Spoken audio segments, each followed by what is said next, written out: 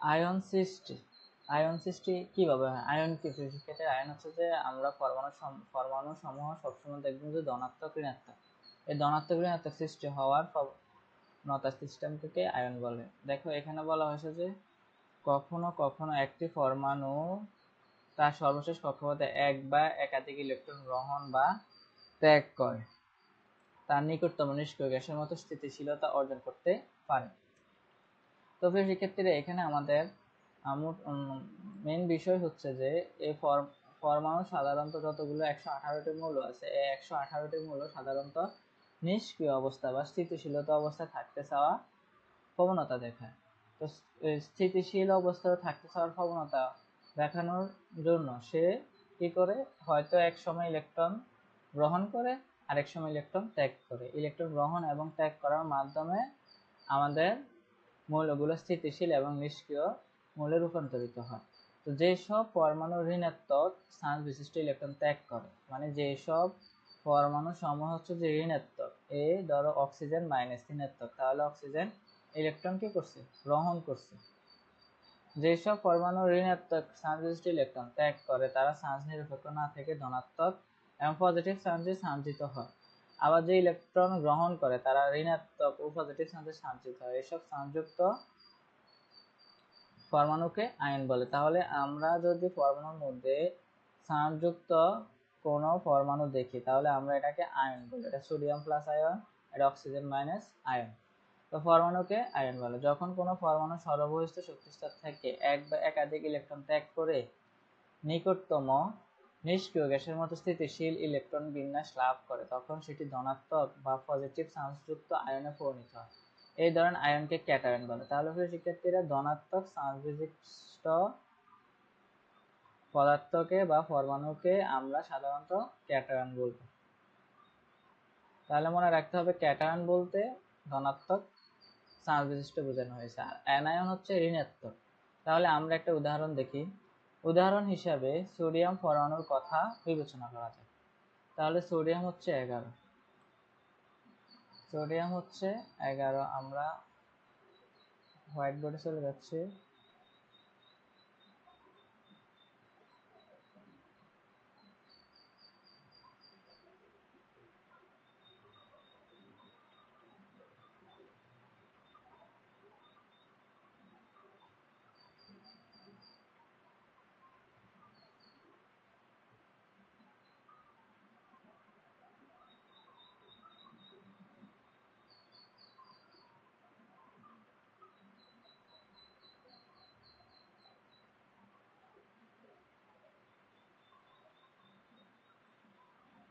তো সেক্ষেত্রে আমাদের এখানে সোডিয়াম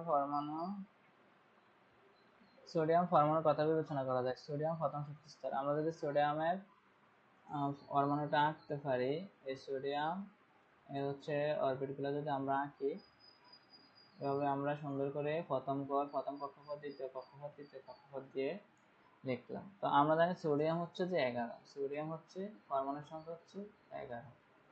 তাহলে এখানে সোডিয়ামের প্রথম কক্ষপথে 2টি ইলেকট্রন থাকবে, তারপরে থাকবে 8টি ইলেকট্রন, তারপরে থাকবে 8টি ইলেকট্রন। তাহলে দেখো এখানে 8 এ 2 যোগ করলে হয় 10, 8 এ 2 যোগ করলে তো হয় 10। তো সোডিয়াম হচ্ছে যে 11, তাহলে আর একটি ইলেকট্রন আমরা এখানে বসিয়ে দিই।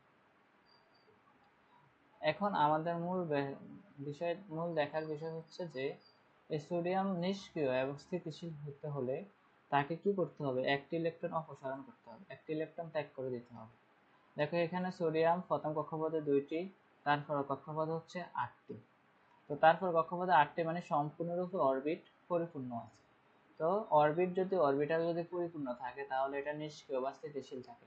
কিন্তু আমাদের তো জানার বিষয় হচ্ছে যে প্রথম কক্ষপথে 2টি, তারপরে 18টি, তারপর হচ্ছে 8টি, তারপর হচ্ছে 18টি। এখানে তো 18টি থাকার দরকার ছিল। যদি 18টি থাকতো তাহলে এই অরবিটটা স্থিতিশীল এবং নিষ্ক্রিয় থাকতো।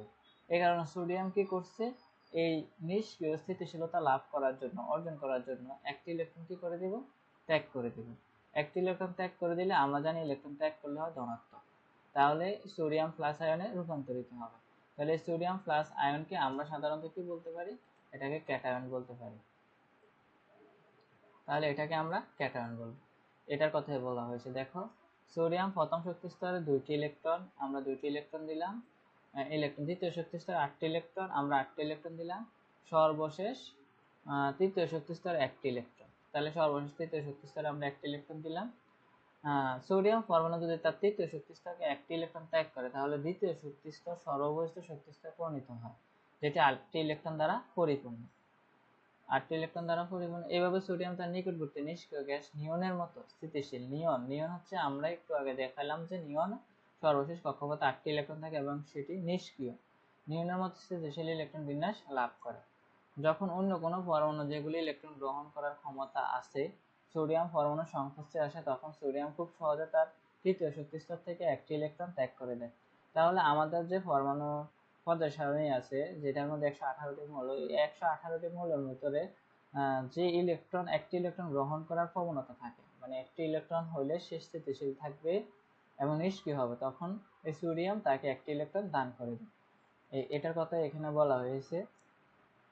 আবার যখন পরমাণু সর্ববহিষ্ঠ শক্তি স্তরে 1 বা একাধিক ইলেকট্রন গ্রহণ করে নিক্ষিপ্ত এবং নিষ্ক্রিয় গ্যাসের মতো স্থিতিশীল ইলেকট্রন বিন্যাস লাভ করে, তখন সেটি ঋণাত্মক নেগেটিভ চার্জযুক্ত আয়নে পরিণত। এই ধরনের আয়নকে অ্যানায়ন বলে।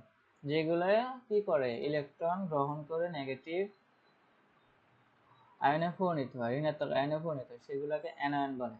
পারমাণবিক সংখ্যা 9 বিশিষ্ট একটি ফ্লোরিন। তবে সেক্ষেত্রে এখানে ফ্লোরিন হচ্ছে যে তোমার পারমাণবিক সংখ্যা হচ্ছে 9।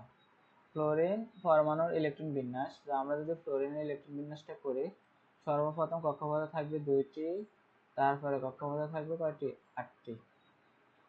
8টি থাকার কথা, কিন্তু আমাদের ফ্লোরিনের ইলেকট্রন বিন্যাস হচ্ছে 9টি। তাহলে আমরা দেখো 2 2 4, এই 2 2 4, 4 2 6, 4 1 7, 7 2 9, তাহলে ফ্লোরিন 9। তো ফ্লোরিন যদি নিষ্ক্রিয় এবং নিকটতম স্থিতিশীলতা অর্জন করার জন্য বা নিয়নের মৌল বা পরমাণুর মতো থাকার জন্য তার 1টি ইলেকট্রনের প্রয়োজন, এখানে 1টি ইলেকট্রনের প্রয়োজন, তার ঘাটতি, 1টি ইলেকট্রনের ঘাটতি। তো সে কি করে, অন্য একটি মৌল থেকে 1টি ইলেকট্রন গ্রহণ করে সে ঋণাত্মক আয়নে পরিণত হয়। তো ঋণাত্মক আয়নে পরিণত হওয়াকে আমরা সাধারণত অ্যানায়ন বলি। অ্যানায়ন বলে আমরা চিহ্নিত করতে পারি এবং সবসময় আমরা চিহ্নিত করব। ঋণাত্মক থাকলে আমরা অ্যানায়ন বলবো তাকে। তাহলে আমরা খুব সহজে আমাদের বিজ্ঞান সাবজেক্টগুলো পড়ে নিতে পারি। তো প্রিয় শিক্ষার্থীরা, এখানে পারমাণবিক সংখ্যা 9 বিশিষ্ট ফ্লোরিন পরমাণু ইলেকট্রন বিন্যাস 2 ফ্লোরিন স্থিতিশীল নয়, স্থিতিশীলের জন্য এটি বহিস্থ স্তরে 8টি ইলেকট্রনের দরকার। দ্বিতীয় শক্তি স্তরে 8টি ইলেকট্রনের জন্য এটি তার বহিস্থ স্তরে 7টি ইলেকট্রন ত্যাগ করতে পারে, অথবা কোথাও থেকে 1টি ইলেকট্রন গ্রহণ করতে পারে। শক্তি বিবেচনা, দ্বিতীয় শক্তি স্তরে 1টি ইলেকট্রন গ্রহণ করা 7টি ইলেকট্রন ত্যাগ করার চেয়ে অনেক বেশি সহজ। সোডিয়াম পরমাণুর সংশ্লিষ্টে এটি খুব সহজে 1টি ইলেকট্রন গ্রহণ করতে পারে। ইলেকট্রন গ্রহণ করার পর ফ্লোরিন পরমাণু ঋণাত্মক বা নেগেটিভ চার্জযুক্ত আয়নে পরিণত হয়, যাকে অ্যানায়ন বলে। এভাবে ইলেকট্রন গ্রহণ বা ত্যাগের মাধ্যমে পরমাণুর সময় আয়ন পরিণত হয়। তাহলে আয়ন পরিণত হয় ইলেকট্রন গ্রহণ এবং ত্যাগের মাধ্যমে। বিপরীত চার্জ বিশিষ্ট ক্যাটায়ন এবং অ্যানায়নের মধ্যকার আকর্ষণ বলের কারণে রাসায়নিক বন্ধনের সৃষ্টি হয়। এভাবে 2টি ভিন্ন মূলের পরমাণুর যৌগ তৈরি হয়, যেগুলো সম্পর্কে তোমরা তোমাদের পরবর্তী ক্লাসে বিস্তারিত জানতে পারবে। নিচে সোডিয়াম ক্লোরাইড তৈরির উদাহরণটি দেখানো হলো। প্রথম, সোডিয়াম পরমাণুর 1টি ইলেকট্রন ত্যাগ করে। আমরা সাধারণত জানি সোডিয়াম 1টি ইলেকট্রন ত্যাগ করে নিষ্ক্রিয় হয়, তাহলে আমরা এখানে ক্যাটায়ন বলতে পারি। ত্যাগ করে ক্যাটায়ন সোডিয়াম প্লাস আয়নে পরিণত হয়, সেটি ইলেকট্রন গ্রহণ করে ফ্লোরিন আয়ন। ফ্লোরিন আয়নে আমরা দেখছি যে 1টি ইলেকট্রন ঘাটতি আছে, সেক্ষেত্রে এখানে 1টি ইলেকট্রনের প্রয়োজন হয়। তাহলে আমরা ওই যে সোডিয়ামে যে 1টি ইলেকট্রন বেশি, এই সোডিয়ামে 1টি ইলেকট্রন বেশি, এই সোডিয়ামের 1টি ইলেকট্রন কোথায় চলে আসবে, এই ফ্লোরিনের মধ্যে চলে আসবে।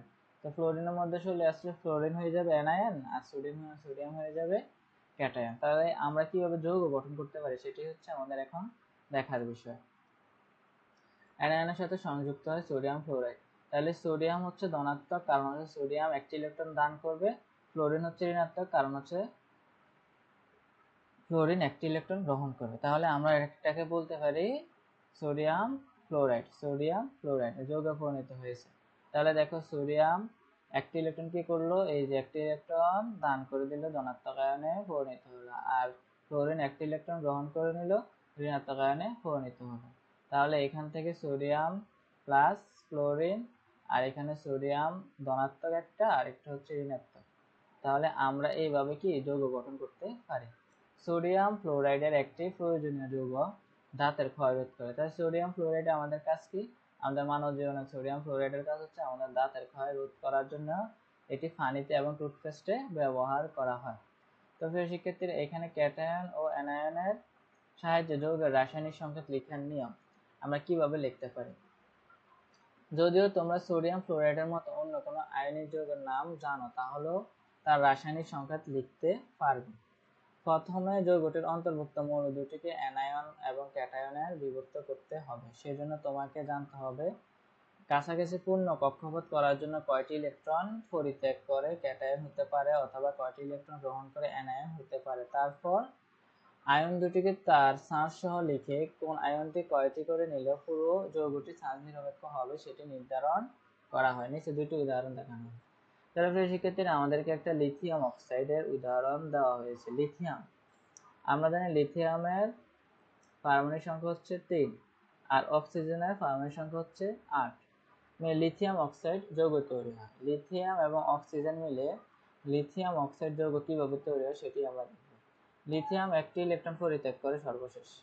আমরা জানি লিথিয়াম প্রথম শক্তি স্তরে কয়টি? 2টি ইলেকট্রন, তার পরবর্তী শক্তি স্তরে 8টি ইলেকট্রন, কিন্তু এখানে 1টি ইলেকট্রন, সে দান করার প্রবণতা থাকে। আর অক্সিজেন যদি আমরা এখানে লিখি, অক্সিজেন প্রথম ইলেকট্রন 2টি, তারপরে হচ্ছে 8টি, 8টির জায়গায় এখানে থাকবে কয়টি? 2, 4,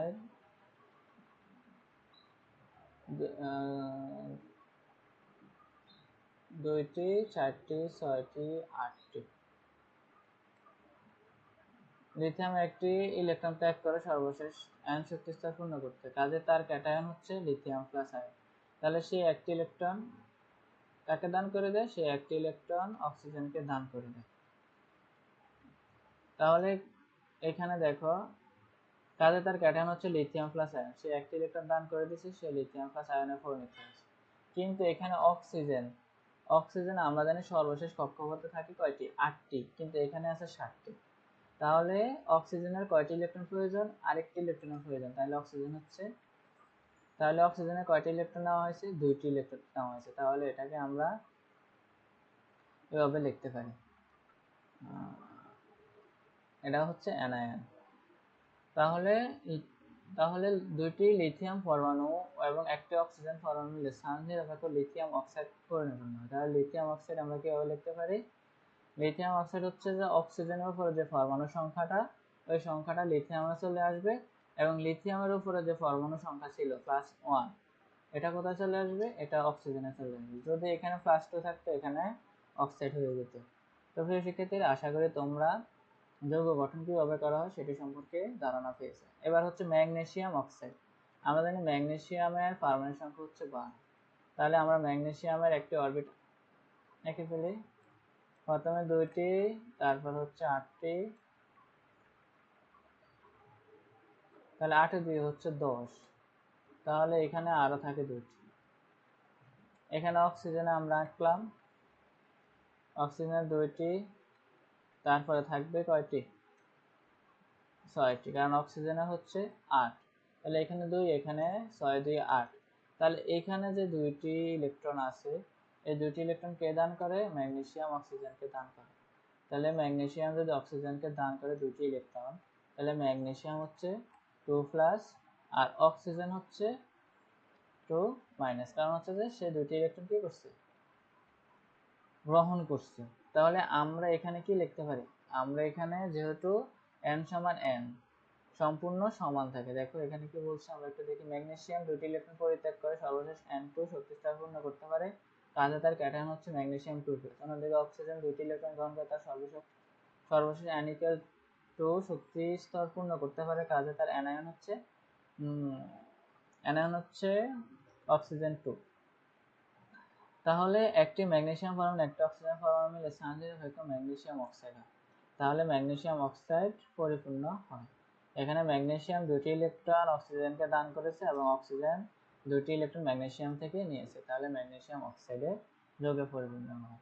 তো প্রিয় শিক্ষার্থীরা, আশা করি তোমরা এই অধ্যায়টা ভালো করে বুঝতে পেরেছ। তোমাদের যদি কোনো অসুবিধা হয় তোমরা আমাকে কমেন্ট করে জানাতে পারো। সবাই সুস্থ থাকবা, ভালো থাকবা, আল্লাহ হাফেজ। তোমাদের এই অধ্যায়টা খুবই খুবই ইম্পর্টেন্ট, খুবই গুরুত্বপূর্ণ একটা অধ্যায়। এই অধ্যায়ে তোমরা যখন ক্লাস 9-এ উঠবে তখন আরো বিস্তারিত পড়ে জানতে পারবা। তো প্রিয় শিক্ষার্থীরা, আশা করি তোমরা সবাই সুস্থ থাকবা এবং